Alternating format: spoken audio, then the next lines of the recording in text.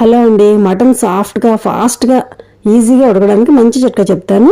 మామిడికాయ వేయడం వల్ల మటన్ చాలా ఫాస్ట్గా స్మూత్గా ఉడికిపోతుంది అనమాట. ముందుగా మామిడికాయ నీట్గా కడిగి పీల్ చేసుకొని ముక్కలు కట్ చేసుకోవాలి. మటన్ నీట్గా క్లీన్ చేసుకొని 1 teaspoon salt, 1 teaspoon పసుపు, 1 టేబుల్ స్పూన్ కారం, 1 టేబుల్ స్పూన్ ఆయిల్ వేసి అందులో ఈ మామిడికాయ ముక్కలు కూడా వేసుకోవాలి. పులుపుకి సరిపడా వేసుకొని కొంచెం ఉంచేస్తున్నాను, ఒక కాయకి ఎక్కువ అవుతుంది. బాగా కలిపి కొద్దిగా వాటర్ వేయాలి. 1 గ్లాసు వాటర్ అంటే ముక్క మునిగే వరకు సరిపోతుంది. మరొకసారి కలిపి మూత పెట్టి వెయిట్ పెట్టి స్టవ్ ఆన్ చేసి ఒక 4-5 విజిల్స్ రానిచ్చామనుకోండి, మటన్ మామిడికాయ చాలా ఈజీగా ఉడికిపోతుంది.